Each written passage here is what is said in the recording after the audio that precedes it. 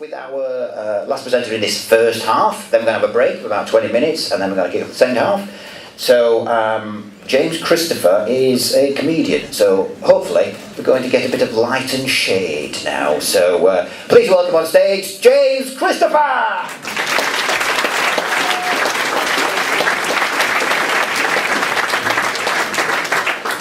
Okay, ready? Yeah, let's go. Okay, so I have a friend who is obsessed by conspiracies. He thinks about them all the time. He's always reading about them. He says he finds it hard to sleep because he's thinking about them all the time. There he is trying to lie down and have a bit of sleep. It's a little joke there, little joke. So I don't know if you've heard of this conspiracy. This is chemtrails. The idea of this conspiracy is that commercial and military airlines are intentionally pumping carcinogenic chemicals into the air. And this is what fascinated me about the link that my friend sent to me on a website was a quote that said, "No one knows the exact purpose of chemtrails, just as no one fully understands who's behind chemtrails." So even the people perpetrating this conspiracy don't feel obliged to come up with a reason for it. You might notice a link to an article to the right there saying, "Can vampires have sex?" So it's a very credible source.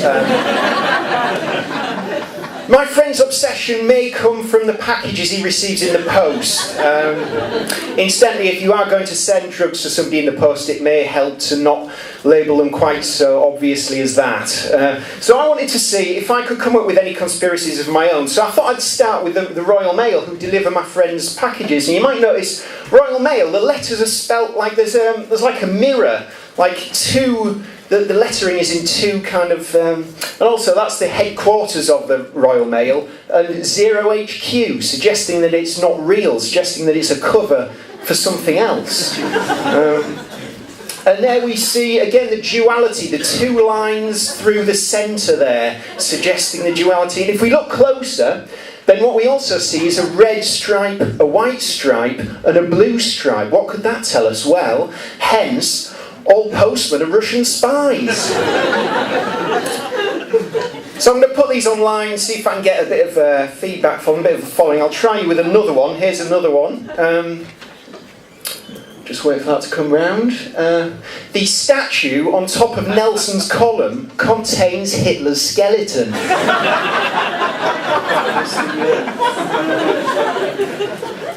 Pretty mind-blowing once you know this stuff, isn't it?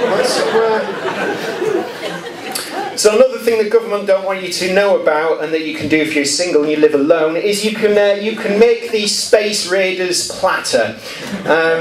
It's a personal favourite. This is Aliens, of course. It's all tying in with that. So what you do, you get a 10-pack of Space Raiders and you decant them into a bowl. You must decant all of the Space Raiders. That's very important. And then what you do with your Space Raiders platter is you simply enjoy your Space Raiders platter.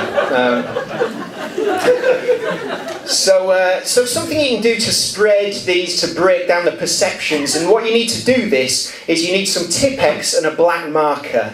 And you will notice these signs in McDonald's. This restaurant has free Wi-Fi. And if you go into your McDonald's and you can take a picture of this and upload it to my website or whatever, or tweet it, with a bit of Tipp-Ex and a marker, you can amend that message so it says this restaurant has free will. Which, ironic, isn't it? Because the restaurant has free will, but the people in it don't.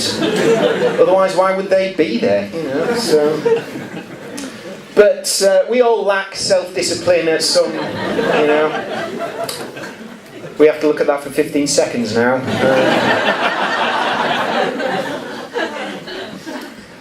It's my fault mainly. I mean, I can't blame anyone else. Apparently, they can. They can. As the vampires, they can have sex. In case anyone was wondering. So I was recently sat by the sea, and I was sat outside a pub, and it was quite tranquil. I was faced with that beautiful sight there, and it was very peaceful and philosophical. I actually picked up a little lifestyle tip. It's a bit of philosophy that I'd like to share with you. This is all about sharing different ideas and stuff. So, don't drink and drown. That's a beer mat, isn't it? And you'll notice a woman on that beer mat whose expression appears to read, "Duh, if only somebody had told me not to drink and drown." Don't know if you can see the look of despair in her eyes as the last few seconds of life ebb away. She's still holding a wine glass. I thought that was so ridiculous and sexist and patronising that I did nick every one of them out the pub I was in that night. Tragic that night, 11 women drowned. It's a shame. Cheers.